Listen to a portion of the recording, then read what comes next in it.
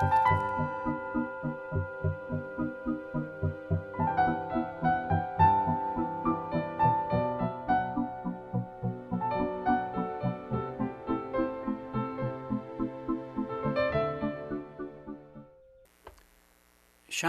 meditation. Shamata meditation was one of the two main forms of meditation originally identified by Shakyamuni Buddha some 2,500 years ago. The other form was Vipassana, also called insight meditation. And although the two are sometimes taught together, it's most common to first learn Shamata and then learn Vipassana, because Shamata really is the fundamental basis for almost all other forms of meditation. And an analogy that I often like to use is that of trying to thread a needle with shaky hands. It's very difficult. And Shamata meditation removes the shakiness from the hands so that the more advanced forms of meditation like Vipassana can actually be learned. Without Shamata, it's very, very difficult to do insight meditation. So Shamata is the place to start, and it's the basis on which further meditation practices are based.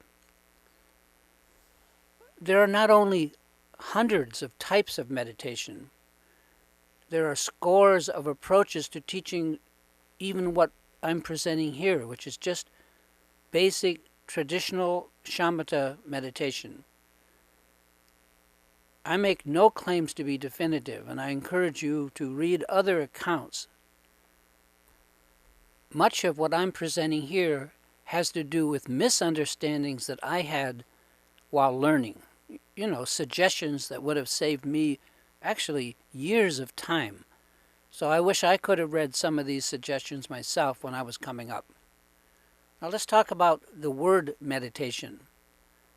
I learned to read enough Tibetan script to know that there are dozens of words for what we call meditation. And here in the United States, we have just that one word, meditation, to cover hundreds of techniques that claim to be meditation. I mean, everything from lava lamps and lighting incense to all kinds of guided meditation or relaxation therapies and so on. How does one sort through all of these for something authentic, something that's been around for more than 50 years? Don't get me wrong, there's nothing bad about relaxing, or just cooling out. And you can call it meditation if you wish. However, I find it helpful to distinguish traditional, the tried and true meditation techniques that have been around for thousands of years from those that may perhaps just be a current fad. So what we're talking about is authentic transmission. As mentioned, the particular meditation technique presented here has been around for at least 2,500 years and was taught by the Buddha himself. My particular lineage of that originated in India. It came into Tibet from a Tibetan called Marpa, the translator, and others, and was taught to the great yogi Milarepa, maybe perhaps Tibetan's greatest saint. And it was he who transmitted it to Gampopa, who then transmitted it to the first Karmapa, whose name was Dusam Khenpa. And on it went down the line of 17 Karmapas to the present day, and the current 17th Karmapa. I learned it personally from the Venerable Chogyam Trungpa Rinpoche in 1974, and have studied it extensively over the years. My wife Margaret and I have run the Heart Center KTC here in Big Rapids, Michigan, and have taught meditation since the mid-1980s. And here's my point. Shamata is an authentic form of meditation that's been passed down from mouth to ear for centuries, literally thousands of years. I have been given permission to teach it by the Venerable Khenpo Karta Rinpoche, with whom I've worked for 30 years. He's 90 years old now. And this form of meditation is the same that is taught by both Zen and Tibetan Buddhists, not to mention many Hindu groups as well as in countries like Japan, Korea, and all over Nepal, all over Asia. In Sanskrit, it's called Shamata, which simply means something like abiding in the calm, calm abiding. And it involves simply learning to allow the mind to come to rest naturally. And, as mentioned, this form of meditation is the basis for further, more advanced forms of meditation. I should say something about the Gyawa Karmapa. Now, everyone knows of the Dalai Lama. I mean, he's the spiritual head of one of the four main schools of Tibetan Buddhism, the Gelugpa lineage. The current Dalai Lama is the 14th rebirth of this same teacher. I belong to a different lineage of Tibetan Buddhism known as the Karma Kagyu. The head of this lineage is the Gyawa Karmapa, and he is the 17th rebirth for that teacher.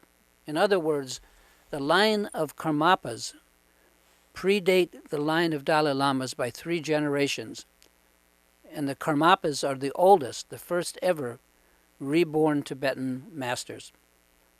I say this point only to make clear the authenticity and history of this particular lineage.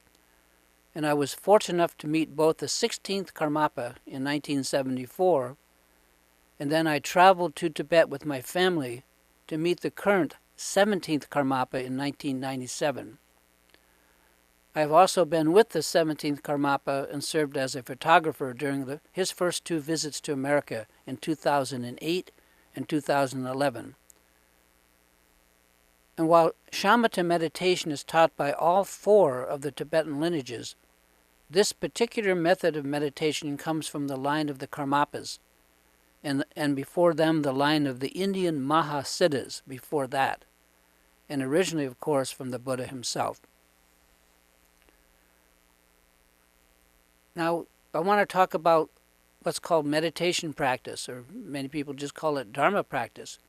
If you ask most Buddhist practitioners what they do as regards meditation, they will simply say that they're doing their practice. Now, the accent should be on the word practice here, because in the beginning, what we are doing is practicing meditation, not actually meditating. And this is something that few beginners understand. I certainly didn't understand it for decades. Real, authentic, true meditation only comes later. As mentioned, it took me years to understand this. I don't know what I was thinking, but I guess I thought that I was meditating all that time, when in fact I had never really learned how to actually meditate. So what I was doing was practicing meditation, but hadn't yet understood that what I was doing was just practice. Basic meditating requires that we develop some mental muscle memory. You know, the habit of the technique itself, something that up to now we've never had. We didn't know it. And this takes time, and to use the word again, it takes practice. So this often is not understood by those setting out to meditate. We don't just instantly sit down and meditate and, ooh, that feels good. The technique of meditation that we are learning here is much like the scaffolding used to build a house. When the house is done, we take down the scaffolding. In this analogy, meditation is the house or the goal, and the techniques, the various techniques of meditation, learning mindfulness as a habit, is the scaffolding. And let me give you another analogy. If we want to learn to play a musical instrument such as a guitar, we have to learn how to tune the guitar, to put strings on it, plus all kinds of ways to play chords and finally, musical scales. All of this is not the same as just playing music. We must practice scales and tuning, etc., before we can actually play music. So that's what I mean by practice. When we have practiced enough, then we can play music. Meditation is like this, but with one big difference. When you learn to play the guitar, you know beforehand what the end result, music, sounds like. You can go and listen to music. You can put on a CD. Listen to your favorite kind of music and imagine someday that you can play like that. But with meditation, this simply is not true. Meditation requires the same kind of practice as learning an instrument. You know, building muscle memory, mental memory, as well as just as if you were to learn the guitar. But with meditation, and this is the point, we have no idea and no experience of what the end result of what we're working toward is like. We can't simply play the music of awareness whenever we want it. There's no CD or DVD we can put on, so, oh, that's what awareness or that's what enlightenment is. In fact, we may have little to no experience with enlightenment, with awareness, and so forth personally. Probably we don't. We are only going on what we've read and what we've heard. And think on this, because this is a huge difference. In fact, in my experience, the expectations and assumptions that we make about what the results of meditating is supposed to be like often becomes our biggest obstacle to actually meditating. We think we know what we're supposed to be experiencing, what meditation is supposed to be like, when by definition, the truth is we don't. We continue to compare our actual experience in practicing meditation to this idea that we built up about it, and we usually come up short. So that disappointment, that coming up short, actually affects, it impinges on our practice. So in my opinion, I feel it's important for beginning meditators to admit to themselves that they have no idea what enlightenment, what realization, or even much greater awareness is like, because they don't. Now, that may be why we're learning to meditate, but unlike music, we can't just put on a record and hear the music of awareness. We have to have trust. Just as in the movie, if you've ever seen it with Kevin Costner, called Field of Dreams, they have the line, if we build this baseball field, then they will come, that these baseball players from the past will appear magically. So it's the same with awareness. If we practice, awareness will come. And it will, but not if our expectations overpower it and cause us to continually throw in the towel. So, let me sum it up. Meditation practice is just that, practice. The practice is not the goal of the practice, which is, of course, meditation and the awareness that it brings. Our meditation practice is like the training wheels on a kid's bike. Once we learn to actually meditate, we take the training wheels off, we take the scaffolding down, and we just meditate.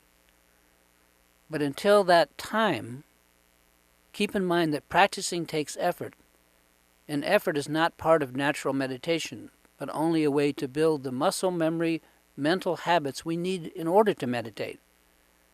So please don't confuse the efforts to meditate with meditation itself. If we're beginning, or even pretty advanced, we're still practicing meditation. It sounds like this.